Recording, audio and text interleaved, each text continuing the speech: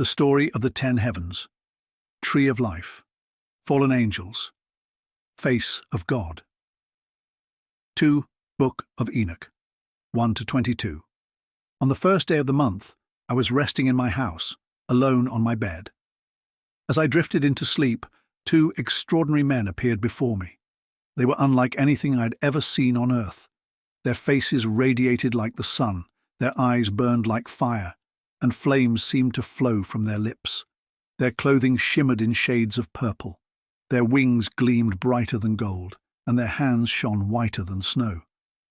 They stood at the head of my bed and called me by name. Startled, I rose from my sleep and saw them clearly standing before me. I greeted them, but my heart was gripped with fear, and my face betrayed my terror. Seeing my fear, they spoke gently, "Have courage, Enoch. Do not be afraid. The eternal God has sent us to you. Today you will ascend with us into heaven. Before you go, instruct your sons and your household on what they must do in your absence. Let no one search for you until the Lord returns you to them." I hurried to obey. Leaving my bed, I stepped to the door as they had instructed. I called for my sons, Muzel, Regime, and Gad, and told them all the wonders the 2 men had revealed to me. Once I had shared everything with them, the angels unfolded their radiant wings, lifted me into the air, and carried me to the first heaven. They set me upon the clouds, and I gazed around, awestruck. Above me was the ether, vast and boundless. The angels revealed the first heaven, where I saw an enormous sea, larger than all the seas on earth combined. They led me before the elders and rulers of the stars' celestial orders. I beheld 200 angels who governed the movements of the stars, their wings carrying them gracefully through the heavens. I looked down and saw the treasure houses of snow, guarded by fearsome angels, and the clouds that cradled the snow before releasing it to earth. Next, they showed me the treasure house of dew, which glistened like olive oil and shimmered with the beauty of earth's finest flowers. Many angels guarded these sacred stores, controlling their release. From there, they guided me to the second heaven. A deep and overwhelming darkness surrounded us, more intense than anything on earth. Suspended in this shadowy realm were prisoners, bound and awaiting the great and final judgment. Their forms were darker than the gloom around them, and they wept ceaselessly. I turned to my guides and asked, "Why are these beings tormented without end?" "These," they explained, "are God's apostates, those who defied his commands, choosing their own will over his. They followed their prince, who is bound in the 5th heaven." The angels then brought me to the 3rd heaven, and there I saw a paradise beyond description. Sweet, fragrant trees bore abundant fruits, and the air was filled with their delightful aroma. At the center stood the tree of life, where the Lord rests when he visits paradise. This tree was magnificent, glowing as if made of gold, vermilion, and fire. Its fruits carried the essence of all fruits, and its roots stretched to the ends of the earth. Paradise was a place between corruption and incorruption. 2 springs flowed from it, one with honey and the other with milk, branching into 4 rivers that carried oil and wine across the earth, completing their endless courses. Every tree in this garden was fruitful, and the entire place was blessed. 300 radiant angels guarded the paradise, singing sweetly and offering eternal praise to the Lord. The angels then led me to the northern edge of the 3rd heaven. There I saw a terrifying place filled with darkness and unquenchable flames. No light penetrated this realm, only a murky fire rising endlessly. A fiery river flowed through, and the entire region was gripped by frost, ice, and a chilling thirst. The air was heavy with despair. Angels wielding fearsome weapons stood as sentinels, delivering relentless punishment to the souls bound in this place. I cried out, "Woe! Woe! How dreadful is this place!" The angels replied, This, O Enoch, is the place prepared for those who dishonor God and commit grievous sins. It is for those who corrupt the innocent, indulge in unnatural acts, practice witchcraft, and boast of their wickedness. Here dwell thieves, liars, slanderers, murderers, and fornicators. It is also for those who oppress the poor, hoard wealth unjustly, and allow the hungry to perish while they live in abundance. To clothe the naked, to help those stripped of dignity, and to guide those who knew not their Creator. This was the charge against those who bowed before lifeless idols, gods that neither see nor hear.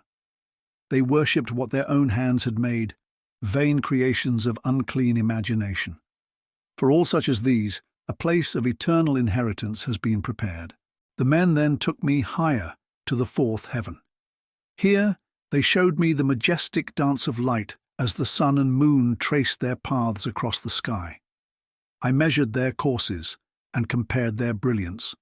The sun's light shone far brighter than the moon's, its circular path travelling with astonishing speed, like a whirlwind that never rests. Day and night, the sun moves without pause, accompanied by 4 great stars. Each of these stars has beneath it 1,000 others, 4,000 to the right of the sun's wheel and 4,000 to the left, forming an unceasing procession of 8,000 stars that follow the sun. By day, 15 myriads of angels attend the sun, and by night, 1,000 6-winged angels guide it as it journeys into the fiery flames, where they kindle its light anew. From there, the men led me to the 5th heaven, where I saw an assembly of beings called the Gregorii. These were soldiers of immense size, with human features but greater than giants. Their faces were withered, their mouths silent, and their expressions sorrowful. Unlike the vibrant heavens I had seen before, there was no service or song here. Puzzled, I asked my guides, "Why are these beings so withered? Why do they remain silent, and why is there no service here?" "These," they answered, "are the Gregorii, who, along with their prince Satan, turned away from the Lord of Light. Their rebellion echoes the darkness of those in the 2nd heaven. Once, 3 of the Gregorii descended to earth from the Lord's throne.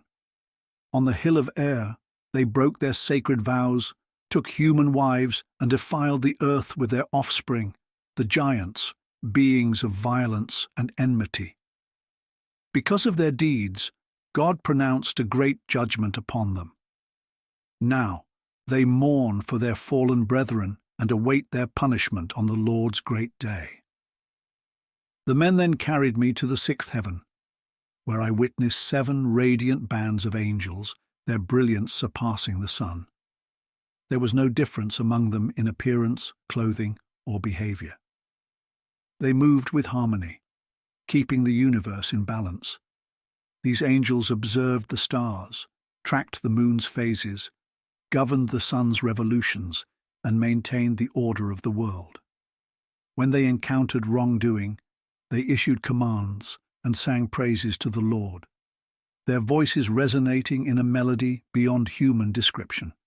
Among them were archangels, phoenixes, cherubim, and 6-winged beings, all singing in perfect unison. They oversaw every aspect of creation: seasons, rivers, seas, plants, and the deeds of men, recording everything before the Lord. The men then brought me to the 7th heaven. Here, an overwhelming light engulfed me. I saw fiery hosts of archangels, incorporeal beings, and heavenly orders, dominions, thrones, cherubim, seraphim, and many-eyed creatures gathered around the Lord's throne. 9 regiments of radiant beings stood in their ranks, singing and bowing before him. Terrified, I trembled at the sight, but the men reassured me, saying, "Have courage, Enoch, do not fear."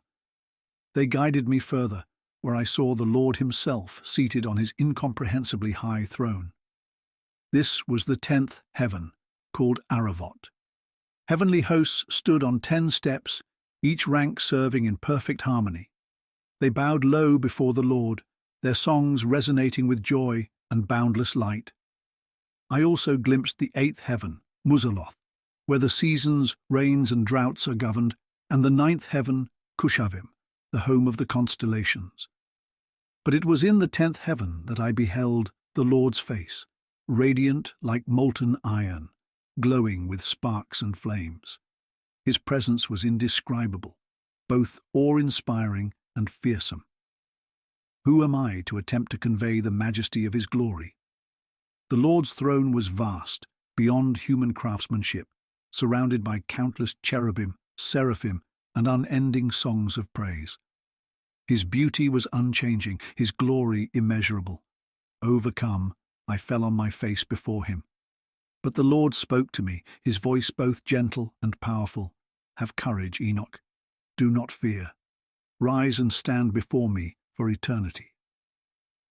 At his command, the archangel Michael lifted me and brought me closer to the Lord's presence. The Lord tested his servants, saying, "Let Enoch stand before me forever." And they replied, "Let it be as you will." The Lord then instructed Michael, "Take Enoch, remove his earthly garments, anoint him with my holy ointment, and clothe him in the garments of my glory."